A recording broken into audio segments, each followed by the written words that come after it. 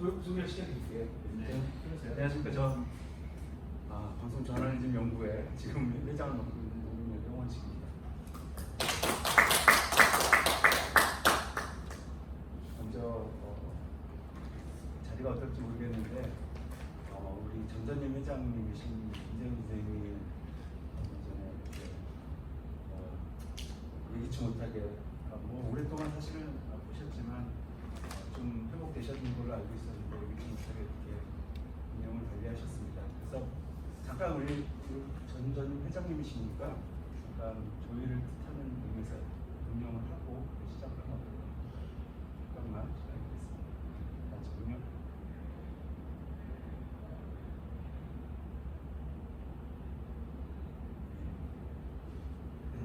오늘 진행은 이제 전임 회장님이신 심은 교수님께 제가 특별히 부탁드려가지고 원래 안 오시려고 했었는데 또 시간을 내주셨습니다.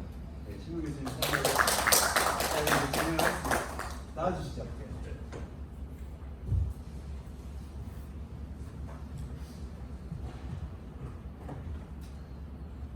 여러분 반갑습니다.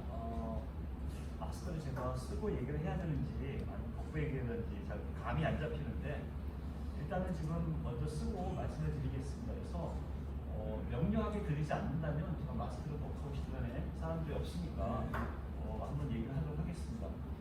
김 기자님 어떠세요? 괜찮습니까? 마스크 쓰고 해도? 저는 괜찮습니다. 알겠습니다. 저는 마스크를 쓰고거든요. 사회를 보도록 하겠습니다. 예, 조금 전에 소개를 받은 한림대학교 미디어스쿨에 있는 신문이라고 합니다. 이 코로나의 와중에 정말 먼 곳까지 와주셔서 진심으로 감사드립니다. 더군다나 오늘 발표하시는 두 분은 정말 현역에서 눈코 뜰 수 없이 바쁘신 분들임에도 불구하고 귀한 시간을 내서 발표뿐만이 아니라 이 자리에 참여까지 해주셨기 때문에 깊이 감사드립니다. 발표를 듣기 앞서서 간단하게 방송 저널리즘 연구회의 이력에 대해서 말씀을 드리자면 방송가의 환경이 소위 말하는 그런 언론 탄압으로부터 상당히 힘들어하던 2013년도에 고 김재원 교수님께서 방송 저널리즘 연구회 분과가 없다라고 생각하시고서 2013년도에 바로 여러 사람들부터 추인을 받아서 방송 저널리즘 연구회를 발족을 했습니다. 그 이후로 어느덧 7년이 흘렀는데요. 초대 회장으로는 그 당시 숙명여대 강명철 교수님께서 2013년부터 2015년까지 역임해 주셨고요. 그 다음에 2개로는 바로 김세현 선생님께서 2015년부터 17년까지 해주셨습니다. 그리고 이제 제가 3대로 17년부터 작년까지 했고요. 바로 우리 홍 교수님께서 올해부터 2년 동안 내년까지 함께 해주셨습니다. 자, 오늘 발표는 두 개로 되어 있는데요. 첫 번째는 우리 YTN의 우리 이승윤 박사님께서 해주시겠습니다. 두 번째는 한국방송의 최선호 기자님께서 해주시겠는데 제가 시간을 여쭤봤더니 이승윤 기자님은 한 PD님이시죠. 한 25분 정도, 그다음에 두 번째 최 기자님 한 20분 정도 해서 저희가 그 정도면 두 분이 연속으로 발표하신 다음에 나중에 충분히 저희가 플로어를 포함해서 앞에서 브레인스토밍으로 여러 가지 이야기를 나눌 수 있을 것 같습니다. 시간 아주 필요할 것 같고요. 아직 우리 서로가 잘 모를 수도 있기 때문에 오늘 발표하시는 두 분은 간단하게 자신의 이력에 대해서 좀 소개를 해주시고 발표에 임해주시면 저희 모두가 좀 더 상대방에 대해서 더욱더 잘할 수 있지 않을까 생각이 듭니다. 그러면 만약에 이제 이 스크린을 저희가 봐야 될 경우라면 토론자와 사회자는 앞에 나와서 같이 경청할 테니까 지금부터 오면 자유롭게 발표해 주시기 바랍니다. 네, 안녕하십니까. 방금 소개받은 YTN의 이승윤입니다. 저는 YTN 2005년에 입사해서 지금까지 이제 기자로 필요 활동을 해왔고 원래 기자로 입사를 해서 청와대 사회부 그리고 경제부 주로 그리고 이제 행정팀에서 주로 보호복지, 행정 그런 노동적으로 저희가 취재를 좀 해왔고요. 그리고 취재 기자뿐만 아니라 PD로도 한 3차례 정도 지금 회사에서 신상 옮길 때 이제 아니면 처음 프로듀싱 매뉴얼을 잡을 때 제가 이 역할을 하게 되고 편성 개편에 2차례 참여하고 지금도 계속 저희 회사에서 이제 편성 개편 관련해서 코칭이나 실험을 제가 주로 담당을 하고 있습니다. 모르모트라고 할 수 있게요. 그리고 지금 스라큐즈에서 2015년에 이제 입학을 해서 2018년에 이제 박사학위 받고 이제 매스 커뮤니케이션스 전공을 했고 미디어 사이콜로지로 저로 전공을 했습니다. 그래서 그 버추얼 리얼리티하고 이제 그 TV, 그 인터넷 뉴스의 어떤 그런 크로스 미디어 연구에 대해서 주로 많이 했고요.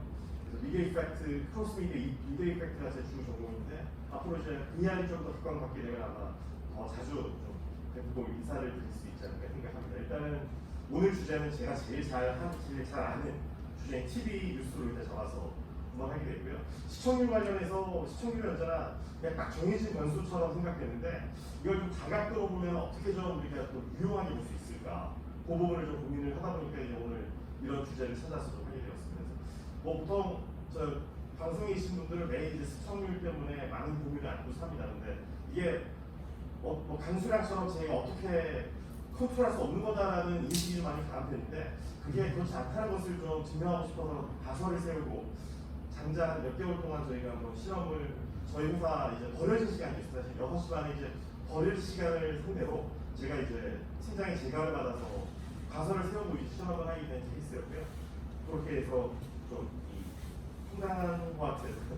단신 기사를 중심으로 한 뉴스 프로듀싱이 얼마나 이제 바이어블한 좀 실행 가능 옵션이 될 수 있는지를 말씀을 드리고자 합니다. 그래서 일단 먼저 여러분 다 아실 테니까 제가 길게 말씀드리지는 않겠습니다. 리포터는 보통 영어로는 패키지라고 부르고요. 앵커나 캐스터가 이제 읽지 않고 취재 기자가 미리 작성된 원고를 맞춰서 이제 화면까지 편집을 해서 바로 송출할 수 있게 만든 우리 장인 영화 같은 거죠. 그리고 보통 전 세계적으로 한 1, 2분 정도 됩니다.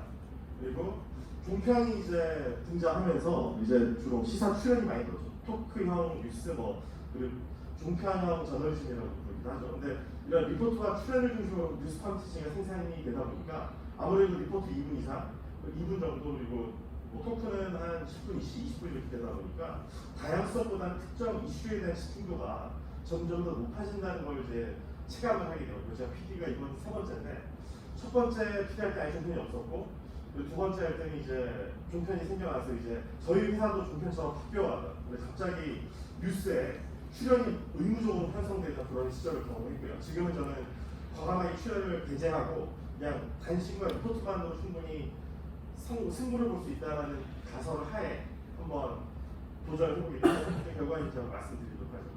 일단은 저는 왜 이런 문제 의식을 갖게 됐냐면 다양한 뉴스 포맷이 중요한데 우리 방송가에 뉴스 포맷에 대한 편식이 심하다라는 생각을 좀 하게 됐습니다. 그래서 제가 굉장히 좋아하는 버칼루라는 이 학자가 낸 여러 가지 이제 뉴스 가치 중에 시그니피컨스에만 너무 매몰된 게 아닌가. 그래서 좀 다른 그런 가치들, 프라스미드 우리가 보통 얘기할 때 뭐 생활 밀착도 아니면 근접성이라고 얘기하는 그리고 시의성 그리고 생생한 영상 제공 이런 것도 굉장히 중요한 가치인데 왜 이렇게 무시당하고 리포트에만 매몰돼야 하는가. 그런 데서 이제 문제를 의식을 갖게 되는데 왜 단신이 지금까지 이렇게 무시받았는지 한번 살펴보면요. 보통 단신을 정리하면 우리 커뮤니케이션 지금 이 지금 아카데미아에서 나온 얘기입니다. 그러니까 앵커가 녹취 없이 있는 무미건조하고 피상적이며 단순한 방송물이라고 지금 여러 논문에 지금 나와 있는 그 표현을 제가 그대로 썼습니다. 그리고 뭐 초벌 뉴스, 사소한 기사, 시간 조절용 짜투리 기사, 특히 이제 KBS 지금 9시 뉴스에서 단신은 뒤에 시간 조절용 아니면 한 줄짜리 뉴스 이런 식으로 많이 쓰이게 되면 정말 급하게 들어온 속보만 이렇게 단신으로 처리를 하게 되고 나머지는 다 뉴스 개수로 맞거든요. 저도 저희 삼촌들이 이제 MBC, KBS PD였는데 다 대단한 게 시간 얘기를 안 하더라고요. 그래서 그냥 오늘 리포트 몇 개? 24개? 26개 이렇게 개수를 얘기한다. 그러니까 리포트가 이 방송학계의 이제 기본 단위가 된 데 이어서 아예 지금 방송업계에서는 아예 그냥 이 기본 업무의 기본 단위가 되어버렸습니다. 근데 저는 이제 그런 부분에 있어서 다르게 생각할 수 있지 않을까 생각했는데 리포트는 말씀드린 것처럼 이렇게 다채로운 종합 구성이 들어가는 그런 방송물이죠. 근데 각 사별로 이제 차이가 좀 있습니다. SBS가 좀 짧은 편이고 KBS가 좀 긴 편이고 YTN은 2분짜리도 있습니다. 각 나라별로 차이가 있는데 결국은 1분에서 한 2분 정도 그 레인지 안에 있다고 말씀드립니다. 그리고 결국은 이제 하루에 주요 시간들의 사안을 리포트로 만들다 보니까 기자들의 커먼센스랑 대충 비슷합니다. 그래서 결국은 비슷한 내용으로 집약되는 그런 경향이 생기게 되죠. 그러니까 리포트 내용이 뭐 질을 좀 공을 좀 많이 들었다, 많이 들이지 않았다 차이가 있을 뿐이지 단독 보도가 아닌 한에는 같은 이슈를 다루면 내용이 상당히 대동소이해지기 때문에 리포트만 보면은 각 차별화가 쉽지 않다는 점이 문제가 되고 그 리포트를 전 시간에 쓰고 뒤 시간에 쓰기 때문에 이 리포트를 중심으로 편성을 한다면은 앞 시간과 뒤 시간이 전혀 차별화가 안 되는 문제도 생기게 됩니다.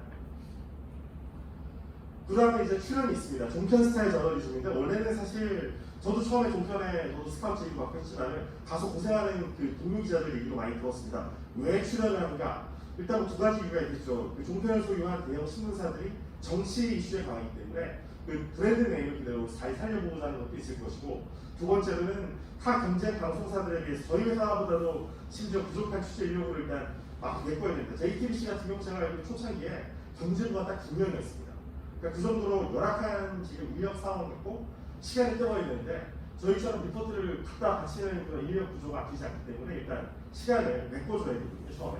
근데 드라마는 비싸고 그러니까 이제 보도 편성으로 많이 했다가 욕도 많이 먹었지만 결국 이런 종편 스타일의 저널리즘이 많이 자리를 잡게 되는데 이렇게 됨으로 인해서 많은 시간을 잡아서 해당 주제에 대해서 이슈에 대해서 얘기하다 보니까 다채로운 주제가 다뤄지기보다는 그날의 재밌었던 주제 아니면 또 핫한 이슈를 계속 집중적으로 다루게 되는 그 집중도가 더 높아지는 문제가 생겨났다는 겁니다. 단신은 보통 육하 원칙에 따라서 우리 보통 뭐 피라미드형 구조의 그런 좀 스토리텔링과 거리가 먼 정보 전달용 이제 그 기사라고 보통 부르죠. 그래서 2문장에서 5문장 정도 되는데 YTN에서는 일일 단신 생산량 중에서 20%가 그냥 버려집니다. 그냥 아예 단 한 차례도 방송되지 않고 그냥 버려지는 그런 문제가 있습니다. 저는 그때 생각했습니다. 근데 전 회사에서 그날 인력의 생산량이 20%면은 적지 않은 양입니다. 그리고 우리 국민들이 알아야 될 국민 이해가 있을 텐데 왜 20%나 매일같이 버려지는가?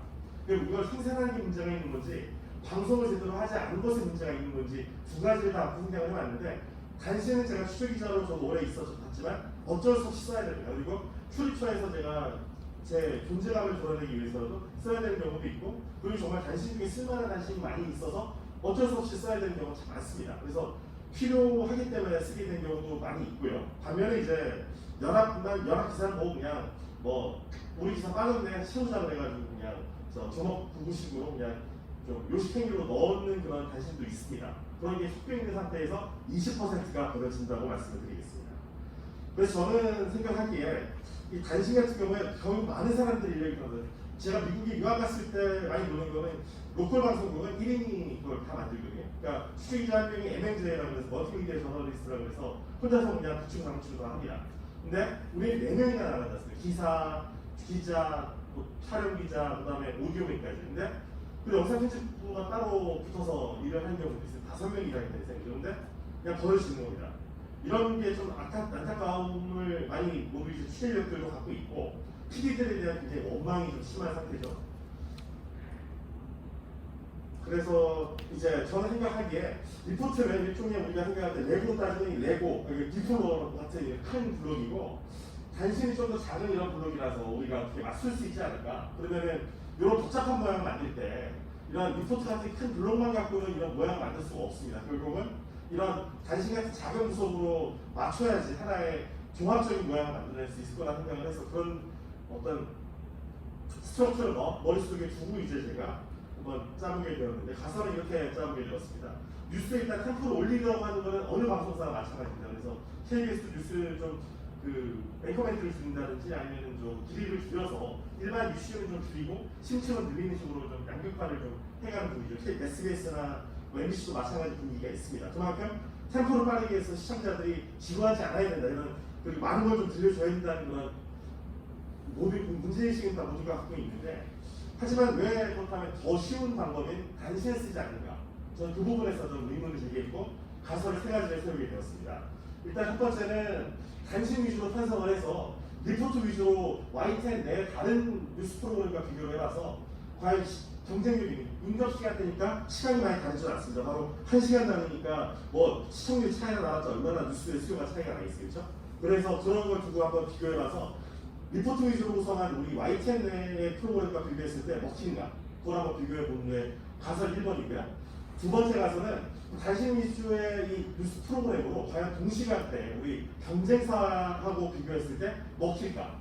YTN과 연합뉴스는 사실 연합뉴스 TV는 워낙 콘텐츠가 비슷해가지고 사람들이 많이 혼동도 하고 연합뉴스는 오버는 걸로 저한테 항전화가 온 것도 많습니다. 그 정도로 시청자들이 생각하기에 많이 비슷하다고 생각하는데 리포트 위주로 구성이 되어 있거든요. 연합뉴스. 근데 단신 위주로 우리가 차별화해서 과연 경쟁사하고 동일한 뉴스라는 리포트라는 걸 갖고 장사를 하는 이 경쟁사와 차별할 수 있느냐. 첫 번째는 이 단신 위주로 우리 종편형으로 이제 출연자 대담 위주로 풀어내는 우리 회사 YTN 내 프로그램과 차별할 수 있느냐. 그걸 좀 알아보려고 합니다. 그래서 가성을 이제 검증할 때 몇 가지 조건을 저희가 걸어왔는데요. 일단 중요도에만 매몰 되지 말고 근접성이나 그러니까 생활 밀착형 그리고 방금 들어온 최대한 방금 들어온 이야기들 그리고 영상이 괜찮은 경우 이런 거에 초점을 맞춰서 단신을 좀 뽑았고요. 또 이슈별로 뉴스 블록을 이렇게 형성할 때 블록 내부는 일단 뭐 예를 들어 코로나 블록이면 코로나 블록 하나로 이렇게 좀 통일이 되게 그리고 뭐 통일 블록이면 통일 블록 하나로 이렇게 통일이 되게 그러니까 이슈 내 홍보진이한테는 이 리포트와 단신을 통해서 좀 지킬 수 있도록 했고요. 흐름이 좀 이렇게 이슈의 컨텍스트를 좀 유지하는 데 신경을 많이 써서 프로듀싱을 했습니다. 그리고 리포트 한 개당 관련 단신 한 2개에서 4개 정도까지 비율이 되도록 한번 설정을 해서 진행을 하게 되었습니다. 경제 관련 단신 같은 경우는 이제 기업 뉴스라는 코너를 따로 만들어가지고 아예 그냥 단신만 넣은 블로그를 하나 만들었고요. 그리고 이제 간추린 뉴스라고 해서 아예 경제 블록이나 아예 저 리포트에 붙여서 갈 수 없는 이슈 블록에 못 붙여가는 단신도 있지 않습니까? 예를 들면 어제 같은 경우에 이제 고래상어가 태국에서 안타깝게 죽는 사건이 있었는데 영상이 좋았어요. 그런 걸 이제 간추린 뉴스에 넣어가지고 소화하는 겁니다. 긴 단신은 5문장 이상 경력이 있어가지고 리포트보다 다이금의 긴 경우도 있습니다. 그래서 제가 어쨌든 기자 출신이니까 YTN을 2문장 아니면 정말 중요한 부분 3문장까지 해서 최대한 짧게 해서 한 20초 정도는 소화할 수 있게 단신을 좀 줄였습니다.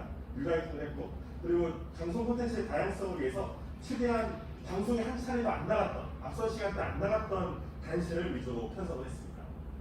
그래서 분석 대상은 이제 저를 시간이었던 이 저녁 6시 반부터 9시 24분 이 시간 편성 자체가 완전히 망했다는 느낌이 드시죠? 이 정시에 시작해야 할 뉴스 많이 보는데 YTN은 6시 반에 시작하더니 시청을 버리고 가는 얘기입니다. 근데 저희 시간대 저희 이제 그때 어떤 생각을 만들었냐면 이 시간을 야 우리도 한번 쉬어가자죠. 그래서 뉴스를 하되 쉬어갑시다라는 느낌으로 만든 버린 시간대였는데 제가 한번 살려보겠다고 이제 가설을 세워서 이번에 도전을 하게 되어서 그 다음 프라이빗 뉴스가 아니니까 뭐 비인기 프로그램이고요. 그래서 저희는 아예 리포트된 단신 비율 1대 2 내지 1대 4 정도로 유지를 했고요. 단신할 때 재구성을 해야 되니까 제가 이제 결국 그 역할을 했고 제가 직접 진행되었습니다. 스피드하게 진행을 하는 것도 중요하기 때문에요.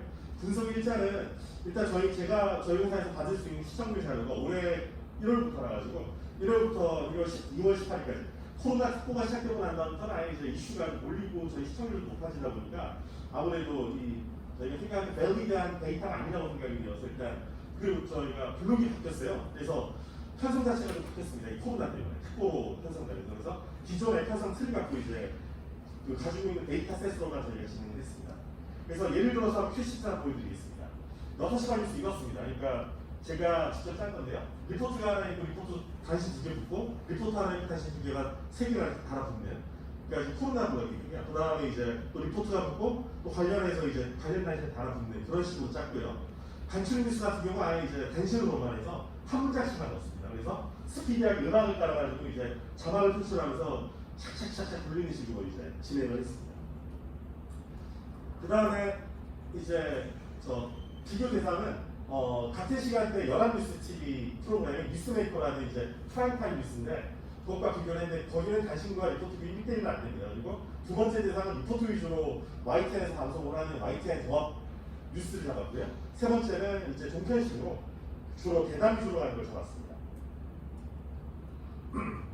그래서 연합뉴스 같은 경우 이렇습니다. 6시 반부터 우리 연합뉴스가 저희 YTN을 항상 똑같이 따라하기 때문에 아예 똑같이 또 잡았어요. 그래서 6시 반부터 7시 21분까지 편성을 잡아놓고 뉴스메이커라고 해서 거기는 아예 이제 방송 작가가 원고를 쓰고 전문 PD가 진행을 하고 보통 큐시트가 있어서 실제 큐시트인데 처음에 전화 연결하고 그다음에 이제 리포트가 쭉 짜다리 갑니다. 그러니까 단신이 거의 안 들어가고 리포트로 구성이 되는 형식입니다. 근데 저희가 비교를 해본 결과 그 당시에 일단 YTN과의 시청률이 높다면은 YTN 시청률 때문에 저희 시간대 잘 나온 걸 수도 있잖아요. 그래서 YTN과 연합뉴스의 시청률을 제가 봤는데 이 기간 동안에 YTN이 아쉽게도 연합뉴스에 비해서 졌습니다. 시청률이 이제 떨어지는 그런 상황이었습니다. 통계적으로 유의미한 차이는 아닌데 어쨌든 저희가 연합뉴스보다 시청률이 안 나오는 상황에서 불리한 상황을 갖고 저희가 한번 뒤집어 봐야 되는 그런 상황을 맞게 되었습니다. 그 다음 두 번째 이제 비교 대상이 바로 뉴스큐라고 이제 조합 뉴스인데 주로 전화연결 생중계 시사재단 중심으로 구성되는 뉴스큐 1부에 이어서 리포트 위주로 방송이 되는 프라임타임 뉴스입니다.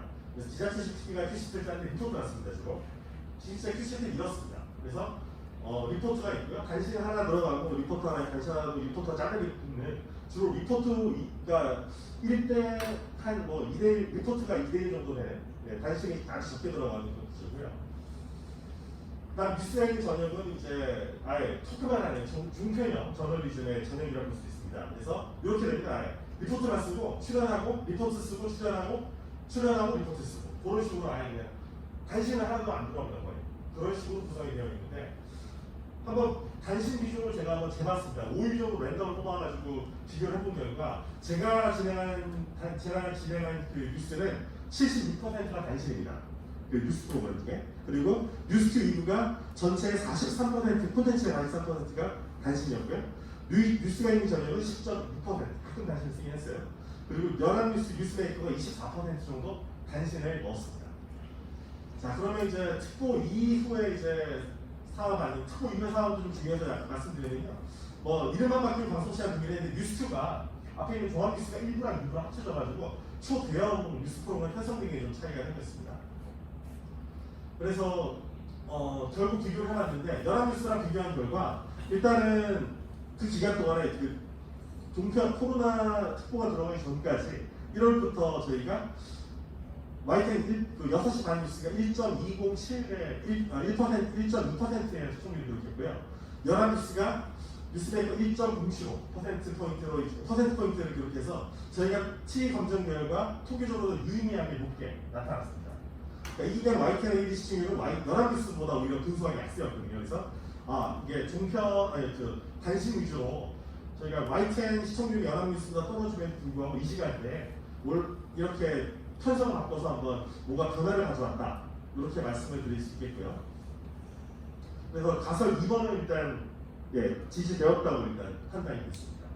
그 다음에 이제 6시 반 뉴스 시간대별로 비교를 해봤는데 6시 반 간추린 뉴스가 방송되는 이 저녁 7시쯤에 정점이 생겼고요. 그 다음에 이제 경제 관련해서 뭐 기업 뉴스 방송할 때도 꽤 높게 나왔습니다. 그 다음에 이게 보통 날씨가 나오면 보통 뉴스 끝났구나 생각을 하거든요. 그래서 그때부터 시청률이 떨어지는데 그래도 연합뉴스가 높았고 이제 뉴스 마침이나 할 때 그 다음부터 이제 바로 연합뉴스가 역전을 하는 그런 상황이 됐습니다. 왜냐하면 저희 광고가 들어가니까요.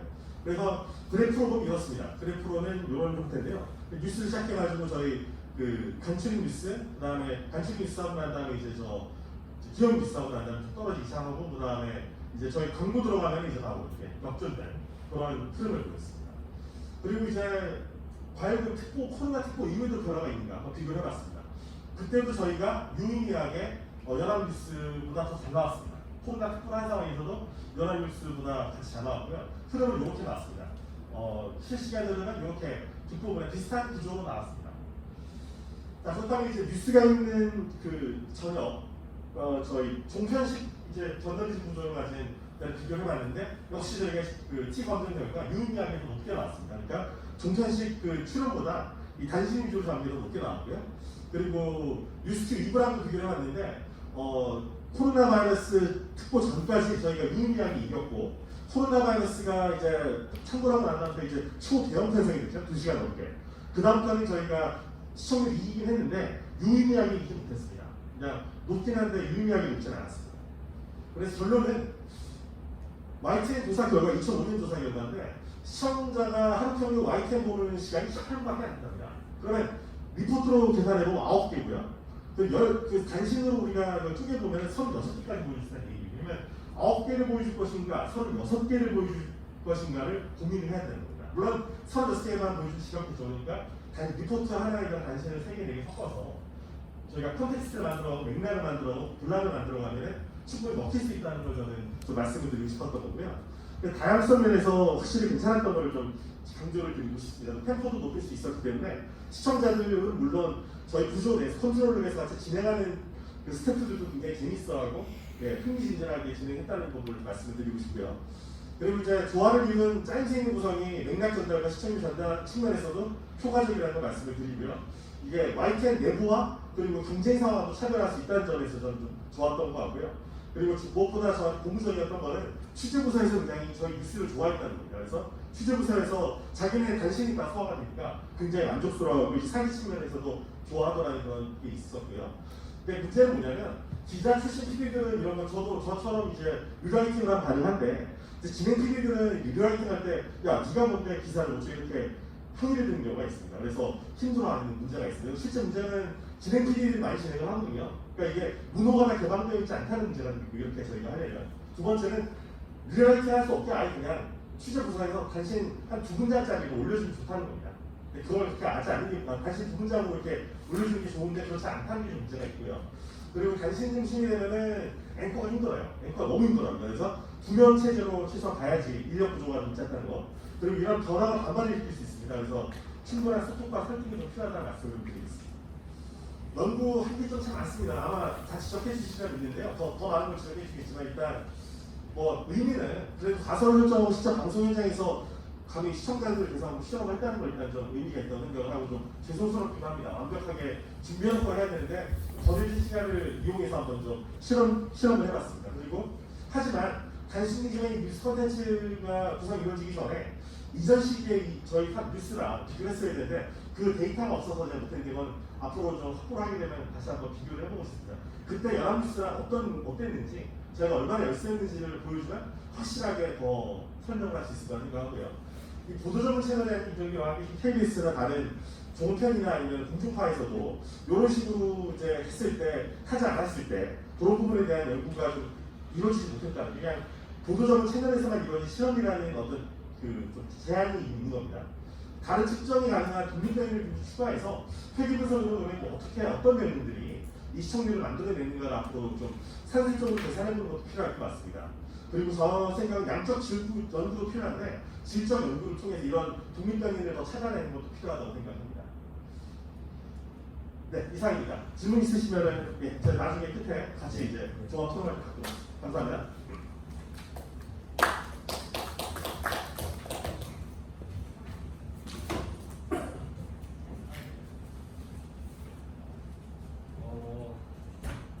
네, 우리 이 기자님의 정말 열정 넘치는 발표를 잘 들었습니다. 정말 말씀하신 그런 시간을 초과하지 않고 조금 더 여유 있게 끝내주셨기 때문에 항상 이제 우리 발표하고 나면 발표 2개를 동시에 갖고 나서 토론할 것인가, 서로의 질문을 받을 것인가, 개별로 할 것인가 놓고 이제 좀 나름대로 고민에 빠지긴 합니다만 시간도 좀 넉넉하고 그리고 지금 정말 열정적으로 발표해 주신 이 열기를 좀 이어가는 의미에서 지금 우리 홍 교수님께서도 한 5분 정도 토론을 좀 해주시고 서로의 질문도 받을 수 있을 것 같습니다. 그래서 지금 한번 좀 발표 주신 소감과 한번 코멘트를 좀 부탁드리겠습니다. 먼저 너무 좋은 부분이라고 생각을 합니다. 왜 그런가 하면은 지금 저널리즘 학문이 굉장히 이제 저널리즘 현장과 연계되어 있는 느낌을 받을 때가 있는데 유승윤 박사님 같이 저널리즘 공부를 하신 분이 실제 YTN 뉴스 제작 현장에서 이런 실험적 이런 트라이를 해봤다는 게 왜 저널리즘 학문이 현실로부터 괴리되지 않았는가, 어떻게 연계될 수 있는가 이런 것들을 굉장히 신선적으로 보여주고 있는 것 같아서 사실 많은 언론사들이 이런 고민을 하겠지만 실제 이것을 실험적인 노력을 해보는 언론사는 많지 않다고 생각합니다. 근데 그 내부에 설득을 하셔가지고 실험적인 노력을 해보셨다는 면에서 정말 긍정적으로 평가하고 너무 계속 이거 여러 곳에서 이 발표를 해주시면 좋겠다는 생각합니다. 이제 이 논문이 읽으면서 제가 생각했던 것은 단신에 대한 재발견의 의미를 분명히 갖고 있는 것 같습니다. 그동안에 우리가 뉴스포맷에 대한 연구들이 종종 있었는데 뉴스포맷의 연구들이 이승윤 박사님도 말씀을 하셨지만 사실 우리나라 뉴스에 대해서 그동안 오랫동안 지적되어 왔던 것은 대부분의 리포트가 1분 30초라는 제한된 시간 속에서 전용화되어 있다는 그런 비판을 많이 받아왔고 그것을 좀 더 신중적인 구조로 바꾸기 위해서 1분 30초의 책을 늘리는 것에 대해서 이제 많이 집중을 했는데 이승윤 박사님 이제 굉장히 새로운 관점을 가져오신 거예요. 2, 30초로 되어 있는 짧은 단신을 많이 집어넣는 것이 오히려 어떤 면에서 적어도 시청률이라는 면에서 이미 상당 부분 검증이 된 것 같고요. 그 밖에 이제 다른 면도 있을 텐데 아무튼 많은 면에서 새로운 가치를 가질 수 있다는 것을 보여주신 것 같습니다. 그래서 그런 면에서 굉장히 이 논문이 앞으로 많이 좀 여기저기 활용이 됐으면 좋겠다는 생각을 하고요. 물론 이제 현업에서 지금 이 일을 해보시고 이것을 논문으로 만드셨기 때문에 현업 중심의 이제 그런 이 리포트 작성이 되어 있는 것 같습니다. 그래서 이제 이걸 학술 논문은 이제 학술적인 현장이니까 학술 논문으로 바꾸기 위해서는 좀 이제 다른 방식의 보완들이 필요한데 물론 지금도 현재 내용이 굉장히 아주 의미 있는 것이지만 이것은 이제 좀 더 발전시킨다는 의미에서 학술적으로 논의를 발전시킨다는 의미에서 보완점들이 약간은 필요할 것 같은데 첫 번째는 일단 이 논문에 어떤 이론적 기반을 틀을 만들어야 될 것 같습니다. 그러니까 지금 시청자들이 좋아했기 때문에 결국 시청률이 올라간 거겠죠. 근데 시청자들이 과연 이 단신이 많아있던 이 뉴스를 왜 좋아했을까에 대한 미디어 사이콜로지를 전공하셨다고 하니까 이런 부분에서 미디어 사이콜로지적인 그런 이론적 기반일 수도 있고요. 또는 수학적인 모델이나 경제학적 모델일 수도 있을 것 같습니다. 결국 정보 양이 많기 때문에 정보 양이 많다는 것이 수용자에게 긍정적인 반응을 끌어내는 모습을 된다는 측면에 그런 이론적 기반이 될 수도 있을 것 같고요. 이런 이론적 기반이 있어야 이걸 가지고 이제 다음에 어떻게 발전시킬 것인가에 대한 이야기가 가능할 것 같습니다. 무슨 얘기냐면 지금 이제 이승윤 박사님이 이렇게 표현을 하셨으니까 사실 짜투리 아이템들을 모아가지고 실험적인 시도를 해본 것인데 근데 만약에 메인 뉴스를 이렇게 간다면 어떻게 할 것인가? 메인 뉴스에 이렇게 단신을 많이 넣어가지고 한번 형식을 바꿔보면 어떨 것인가? 여기에 대해서 이제 다음에 발전적 고민을 해야 되는데 그러려면 이론적 기반이 있어야 된다는 거죠. 왜 도대체 시청자들은 이 단신이 많았던 이유를 좋아했던 것인가에 대한 이론적 논의들이 좀 어떻게든 미디어 사이클을 전공하셨으니까 보완이 돼가지고 이 논의를 그러면 이제 반복해서 해볼 수도 있는 거고요. 이런 실험적 연구들을 그런 생각이 좀 들었고요. 아까 말씀하셨듯이 그건 이제 수용자 관점에서 지적 연구를 통해서 왜 좋아해준가를 확인해보는 그런 연구가 보완될 수도 있을 것 같고 또 하나 제가 생각했던 것은 이것도 가설적인 논문입니다만 템포가 빠른 거, 정보량이 많은 거 그것도 좋겠지만 요즘은 또 이제 뉴스를 보면서 시청자가 기대하는 것이 팩트 그 자체가 아닐까에 대한 생각도 있습니다. 너무 많은 해석과 너무 많은 관점과 너무 많은 맥락들이 지금 이 뉴스라는 형식에서 장르에서 지금 폭발적으로 나타나고 있기 때문에 오히려 이제 그 굉장히 단순화되어 있는 팩트 그 자체를 갖고 있는 어떤 시청자의 흐름이 있는 것은 아닐까 이런 것들도 좀 생각을 해볼 수 있을 것 같고요. 이런 부분들은 아무튼 이론이라는 틀 내에서 한번 살펴보셨으면 좋겠고 아까 말씀하셨듯이 통계적으로는 사실은 이게 필드 익스피리먼트인데 결국은 필드 익스피리먼트가 되기 위해서는 결국은 사전 사후가 반드시 비교가 필요한데 지금 사전에 그러니까 조치 이전에 그 비교가 없기 때문에 필드 익스피리먼트의 통계적 유의미성은 사실 현재는 완벽하게 검증이 되지는 않은 것 같습니다. 그래서 그러니까 단신을 집어넣기 이전 때의 방송 프로그램 시청률과의 비교가 필요할 것 같고요. 하여튼 너무 좋은 논문인데 이제 끝으로 질문만 몇 가지 더 덧붙여 보면은 아이템을 구분할 때 지금 일단 짜투리라고 얘기하셨잖아요. 짜투리 아이템들을 모아서 단순이라고 했는데 만약에 이것이 짜투리가 아니라 진짜 단신용 보도와 그리고 정규 리포트용 보도를 구분한다면은 어떤 기준들이 단신 리포트에 적용이 될 수 있을까? 아까 말씀하신 거는 근접성, 시의성들이 단신에서는 좀 더 강조된다고 했는데 근접성, 시의성이 만약에 강조된다면 단신에서 왜 이 부분이 더 강조돼야 할 것인가 이런 부분에 고민이 좀 있으시면 그것도 얘기를 해주시면 좋을 거고 또 하나는 이제 단신을 검토할 때 보통 경제라든지 일정한 분야를 이렇게 묶으시는 것 같아요. 동질성을 갖고 있는 것을 묶는다고 하셨는데 그 분류의 기준이 뭐가 될 수 있을 것인가? 지금 아까는 예시로 말씀하신 건 경제라는 하나의 주제를 가지고 거기에 여러 단신들을 집어넣는데 경제가 아니라면은 뭐 정치라든지 문화 이런 기존의 어쩌면은 이게 생산자 중심적인 방식의 그 묶음이잖아요. 그런 것들은 그러니까 구도 부서가 편제되어 있는 방식의 그런 방식의 묶음인지 그러니까 그 묶음이 어떤 묶음의 단신 묶음이 되어야 할지 그런 부분도 뭐 고민하셨을 테니까 많이 좀 해주시면 더 도움이 될 것 같습니다. 네, 이상으로 예, 뭐 아직 시간 좀 있으니까요. 근데 너무 길지 않게 답변해 주시면 감사하겠습니다. 네, 정말 감사하니 감사드리고 첫 번째, 두 번째는 그냥 전달력을 위해서 마이크를 좀 들고 있습니다. 전달력이 약간 좀 지나치게 좀 시중하는 대목입니다. 일단은 그 두 가지 질문, 좋은 질문 진짜 감사드리고요. 그리고 저도 지금 사실 제일 저도 미디어 사이콜로지를 그래도 전공한 그래도 사람으로서 저는 사실 생각하기에 이제 HSM이나 아니면 ELM으로 접근할 수 있을 거라 생각했는데 저는 사실 이 휴리스틱이라는 걸 참 좋아하거든요. 저 학부모가지고 연대 심리학과를 나왔는데 그래서 이제 뭐랄까 이 휴리스틱이 약간 좀 미쳐있는 면이 있는데 저는 단신의 어떤 면에서 이 휴리스틱과 좀 연결될 수 있는 면이 좀 많이 있다고 생각했습니다. 그리고 HSM을 공부하면서 이게 동시에 이게 듀얼 프로세싱이 가능하다는 것도 사실 이번에 이제 나오게 됐고 그래서 그런 걸 접목시키면은 참 재미있는 게 나오지 않을까 생각을 하는데 그래서 이제 그걸 하기 위해서는 좀 더 많은 이제 독립변이를 찾아내서 이제 구조 방정식으로 풀면 아마 수출적으로 수치적으로 좀 더 바이어블한 그런 얘기가 나올 수 있을 것 같고요.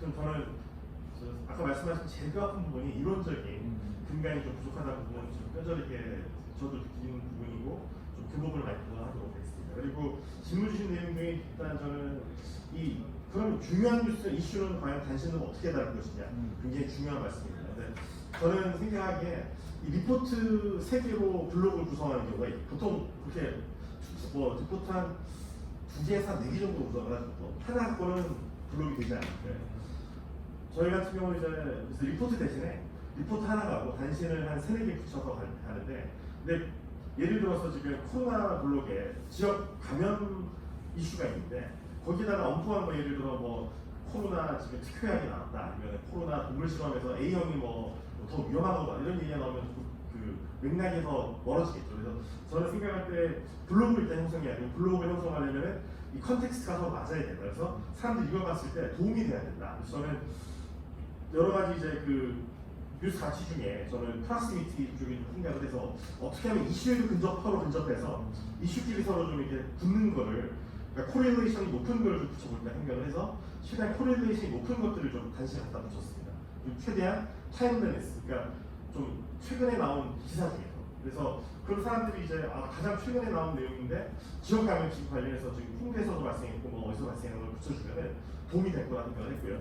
두 번째 말씀을 드리면은 이게 생산자 중심적인 부분으로 블로그를 구성하는 게 아니냐는 질문이셨는데요. 저는 솔직히 말씀드리면 그런 걸 떠나고 싶어서 저도 이제 유학 가서 이제 미디어 소비자로서 한 3-4년 있어 보니까 저도 이제 좀 약간 뉴스 보는 눈이 좀 약간 좀 생산자 중심에는 약간 멀어진 것 같긴 해요. 그래서 제가 사람들이 궁금해할 만한 거. 그래서 예를 들면은 지금 궁금한 부동산이잖아요. 부동산이면은 부동산 관련해서 이게 국민의 그 거주 이전의 자유를 혹시 침해할 것인가 관련 단신이 있으면 붙여주고 부동산 그러면 지금 땅값이 어떻게 됐나. 그러니까 재밌는 거 어제 기사 보니까 올랐대요. 근데 알아보니까 이 6.17 대책이 나오기 전에 조사였습니다. 붙여주고 6.17 이전에는 올랐는데 앞으로 어떻게 될지 궁금하다 그렇게 얘기를 해줬고 그리고 저희가 또 하나 실험을 하고 있는 게 아까 말씀드린 것처럼 이제 어떻게 하면 그러면 이게 생산자 중심적이지 않고 소비자한테 도움이 주는 방향으로 단신을 재구성할 것인가 고민하고 있는데 최근에 실험한 게 오늘 미리 보는 메인 뉴스라고 해서 내일 주로 일어날 단신을 또 모아가지고 그중에 예를 들면 이제 오늘 같은 경우 이렇습니다. 오늘 있는 게 마사회에서 오늘 경마가 열리고요. 그리고 오늘 원구성이나 본회의가 열리고 이렇게 몇 가지 이게 주제가 있는데 오늘 내일이라는 키워드에 맞춰서 걸 좀 모아서 당신을 보여주는 형식으로 해서 하면은 결국은 생산자 중심이 아니라 소비자들이 미디어 소비자들이 알아야 될 것을 저희가 좀 모아서 보여주는 게 좋지 않을까 그렇게 해서 좀 실험을 하고 있고 그리고 아까 말씀하신 것 중에 이제 주요 뉴스가 아닌 그러니까 그 메인 뉴스에서 과연 이걸 어떻게 과연 써볼 것인가 말씀하셨는데 마침 저희가 지금 이번에 그 회사 내에서 이걸 인정을 받아가지고 프라임 타임 뉴스가 올라왔습니다. 그래서 편성 캠페인 해가지고 지금 저 6월부터는 저희가 6시 정시 6시부터 시작해서 7시 한 10분쯤 끝나는 이제 메인 뉴스가 되거든요. 그래서 메인 뉴스가 됐기 때문에 지금 이제 시험을 지금 제가 가장 최근 것까지 지금 테스트 돌려보고 왔는데 아직까지도 연합보다 높게 나오고 저희 앞뒤 시간보다 다 시청률이 높게 나와가지고 이번 분께 포상 시청을 하고 났습니다. 근데 인정받게 되면 이제 그 성과를 바탕으로 해서 뭐 사실 뭐 저는 상품이 되는 것보다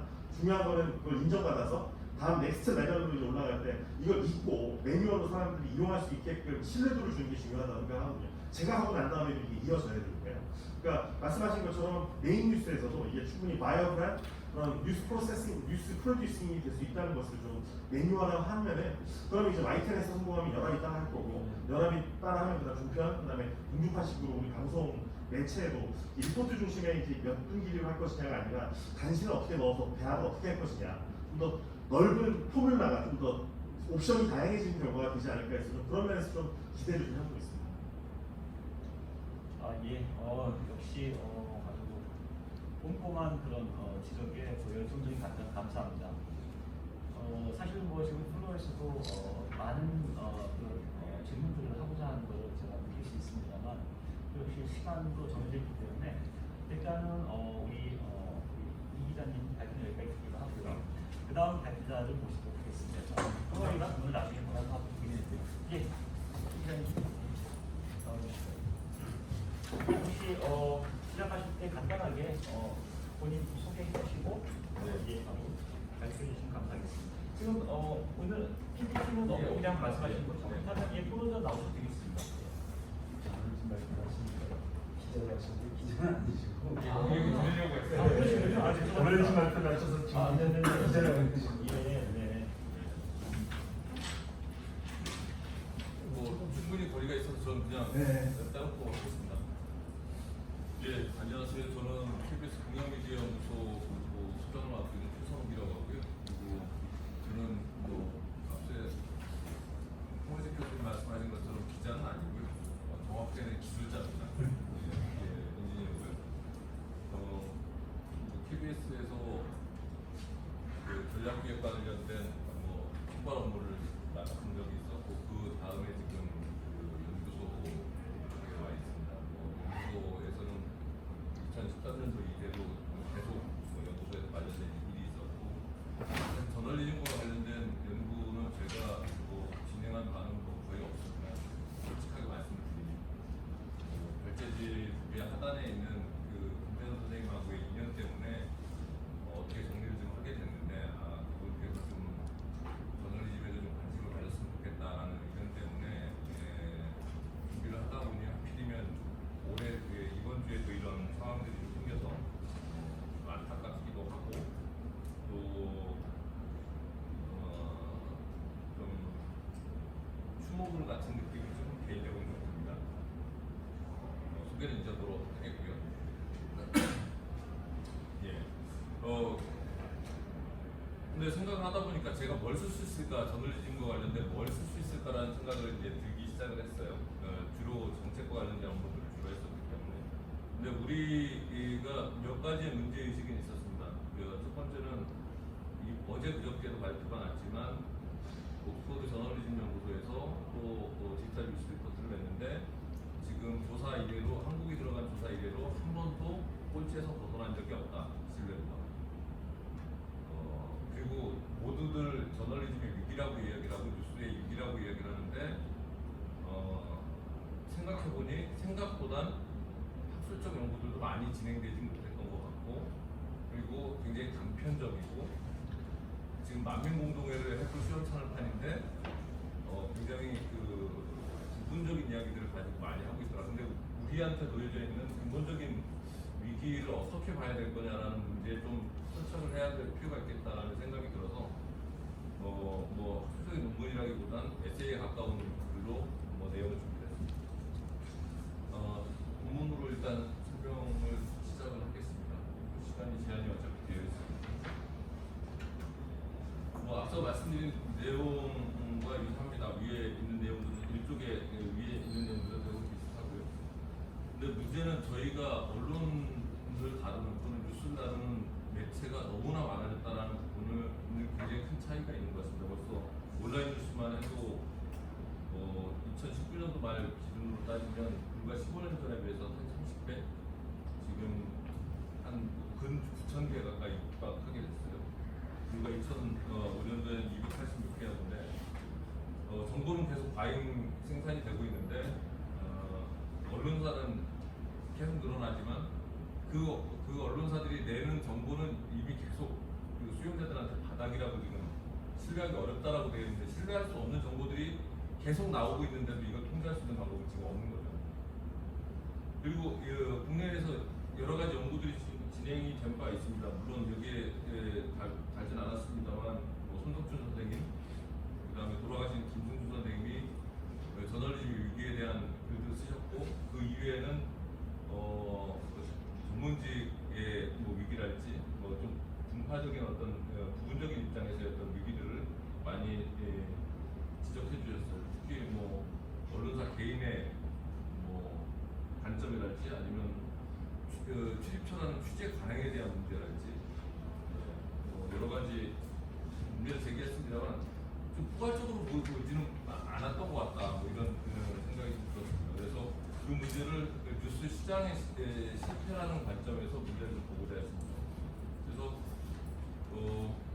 첫 번째는 뉴스가 어차피 공공재적 성격을 뉴스라는 것 자체가 공공재적 성격을 분명히 가지고 있고 그렇게 되면 이 공공재적 성격이 가지고 있는 외부 효과라는 것이 시장 실패를 만드는 외부 효과가 분명히 존재하는데 그 외부 효과가 특히 부정적인 외부 효과의 과잉이라는 문제, 그 다음에 긍정적인 효과의 희소라는 문제, 이런 문제들로 인해서 지금 우리가 갈팡질팡 못하고 어떻게 해야 되냐 지금 저널리즘 위기를 극복하려면 이 문제를 해소하기 위한 어떤 방안이 가능할까로 규범력을 높이는 방법, 외부 효과를 내재화한다라고 흔히들 이야기합니다. 그 규범력을 높이는 방법으로서의 설명 책임을 구체적으로 살펴볼 필요가 있겠다라고 생각이 들었습니다. 뉴스의 시장 실패와 관련해서는 어찌 보면 저널리즘 분야에서 연구를 하시는 분들은 좀 생소하신 개념일 수도 있을 거라고 봅니다. 저널리즘이 과연 시장에 맡겨도 될 것인가라는 문제가 분명히 존재를 하는 것 같고요. 이 공공재라고 흔히 이야기를 할 때 두 가지 특징들을 명확하게 가지고 있어야 합니다. 첫 번째는 그 비경합성이라고 해서 뉴스를 내가 소비를 한다라고 해서 다른 사람이 소비하는 것을 방해하지 않는다는 측면이 있고요. 그 다음에 무임승차 또는 배제 불가능성이라고 이야기하는데 뉴스 소비에 대한 대가를 치르지 않더라도 뉴스를 소비하는데 문제가 없어야 합니다. 사실 뉴스는 그래서 공공재적인 성격을 가지고 있다라고 대부분 이야기를 하고요. 근데 이 공공재가 대부분은 시장 메커니즘에 의해서 잘 작동을 못할 때가 있습니다. 뉴스를 생산하는 자와 소비하는 자 사이에서만 뭔가 이루어지는 것이 아니고 그 이외의 이펙트들이 분명히 많이 생기기 때문에 여론이라는 문제, 그 여론이 다시 무언가를 만드는 문제라는 외부 이런 유형의 외부 효과들 때문에 시장 실패 요인이 분명히 있고요. 특히 국내에서는 이 시장 실패 요인이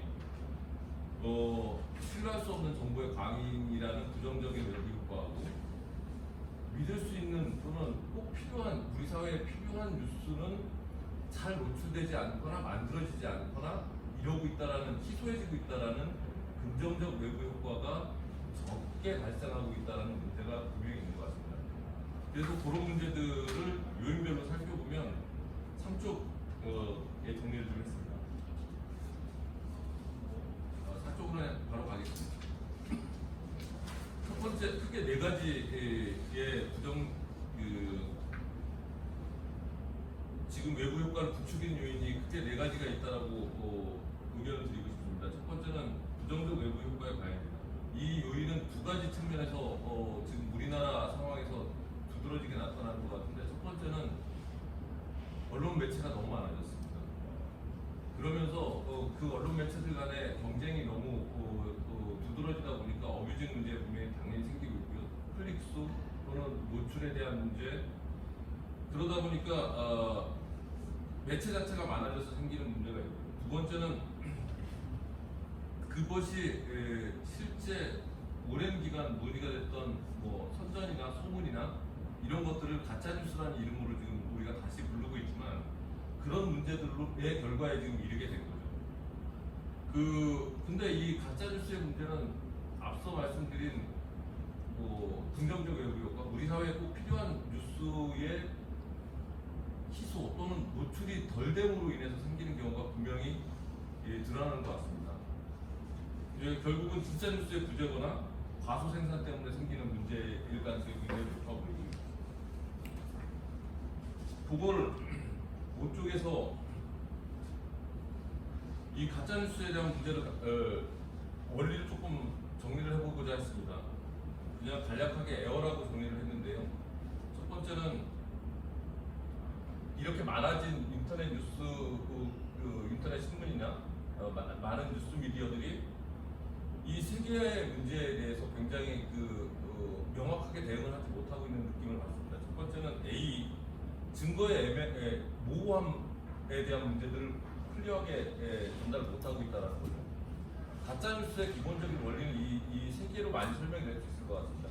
내가 보내고자 하는 정보가 얼마나 모호한가, 두 번째는 사회적으로 중요한가, 그리고 얼마나 많이 반복되고 있는가.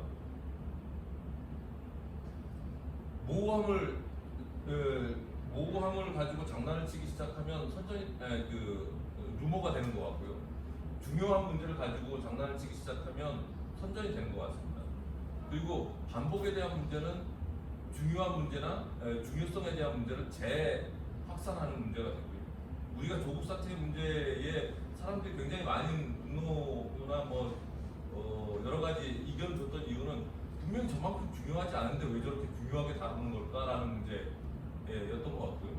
그러면서 늘 검찰 문제를 이야기를 했던 그 배경에는 분명히 저건 기소 상태인데 저것이 판결이 아니고 기소 상태에서 여전히 모호한 부분이 많은데 왜 그런 문제를 가지고 저렇게까지 많은 언론들이 다루나, 이런 문제였다는 거죠. 그리고 이런 것들이 SNS나 아니면 주요한 레거시 미디어들이 몇 개가 다루면서 그거를 중소 인터넷 매체들이 반복하고 또는 뭐 블로그나 SNS에서 또 반복하고 이 방식으로 인해서 계속 무언가 진짜 뉴스도 마찬가지고 또는 부정적인 어떤 영향을 미치는 그 뉴스의 과잉이 지금 생기고 있는 것 같다, 이렇게 설명을 드릴 수 있을 것 같고요. 그리고 긍정적 외부 효과에 대한 희소에 대해서는 제가 소속되어 있는 KBS 자유로울 수 없다라고 봅니다. 결국 긍정적 긍정적 외부 효과를 해소하는 방법은 국가나 아니면 잘하고 있는 쪽에 뭔가 진흥책을 계속 줘야 되는 건데, 이런 진흥책이 과연 우리 사회에 좋은 뉴스에 대한 진흥책이 있느냐에 대한 퀘스천에 지금 답이 없다라는 거죠. 누가 좋은 뉴스고 작년에 가장 좋은 뉴스를 했던 사람은 누구고 그 사람을 아무도 기억하지 않는다는 겁니다. 그런 문제들과 더불어 언론진흥기금이 과연 효과적으로 지금 진흥을 하고 있느냐라는 문제도 살펴볼 필요가 있고요. 6쪽입니다. 뉴스 소비자의 변화도 굉장히 중요한 외부 효과의 변인인 것 같습니다. 왜냐하면